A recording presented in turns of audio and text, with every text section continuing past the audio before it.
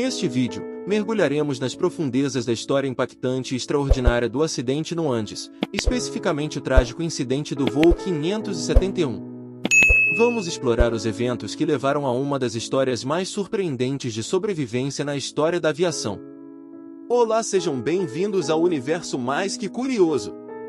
O voo Força Aérea Uruguaia 571, que tinha 45 passageiros, transportava uma equipe de rugby com seus amigos, familiares e associados, e caiu no Monte Seler, no Chile, na Cordilheira dos Andes em 13 de outubro de 1972.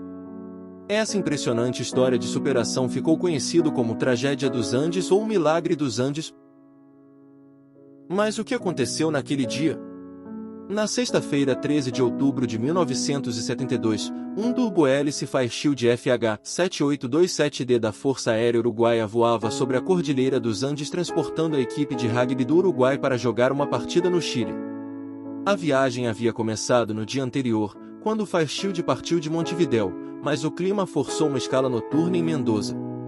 Assim, os pilotos teriam que voar para o sul em paralelo aos Andes, em seguida, virar a oeste em direção às montanhas e voar através de um passo de montanha, Passo del Planchón, atravessar as montanhas e emergir do lado chileno do sul dos Andes próximo de Curicó, antes de finalmente voltar para norte e iniciar a descida para Santiago.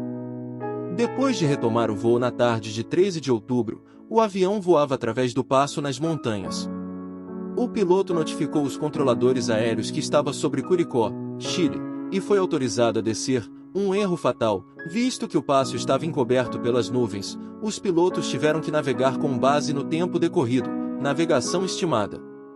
No entanto, eles erraram ao não levarem em consideração os fortes ventos de proa que, em última análise, retardaram o avião, de modo a aumentar o tempo necessário para completar a travessia. Eles não foram tão longe como imaginaram. Como resultado, a curva e descida foram iniciados muito cedo, antes que o avião tivesse passado através das montanhas, levando a uma aterrissagem forçada contra o solo. Mergulhando na cobertura de nuvens enquanto ainda sobrevoava as montanhas, o Fairchild logo caiu próximo a um pico sem nome, mais tarde batizado como Monte Seler, localizado entre Cerro Sosneado e Tinguiririca Volcã, em setor correspondente à fronteira montanhosa entre o Chile e a Argentina. O avião atingiu um pico a 4,2 mil metros, 13,8 mil pés, separando a asa direita, que foi jogada para trás com força, cortando o estabilizador vertical, o que deixou um buraco na parte traseira da fuselagem. A aeronave então acertou um segundo pico, que separou a asa esquerda. Uma das hélices cortou a fuselagem conforme a asa foi separada.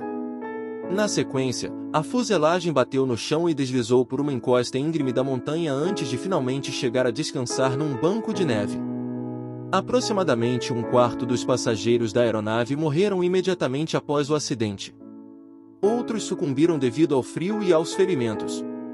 Havia pouca comida e nenhuma fonte de calor, obrigando os sobreviventes a enfrentar condições climáticas extremas, a mais de 3,6 mil metros, 11,8 mil pés, de altitude. Os sobreviventes dispunham de uma pequena quantidade de alimentos, como algumas barras de chocolate, lanches variados e um garrafão de vinho.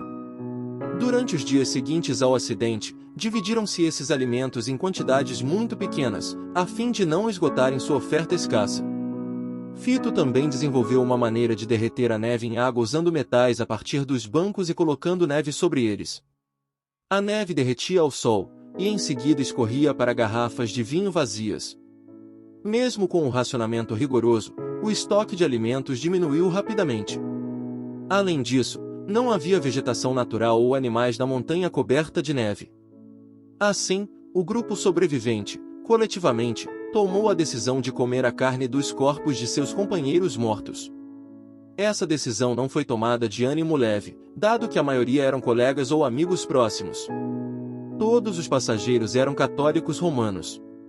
Alguns igualaram o ato de canibalismo ao ritual da Santa Comunhão.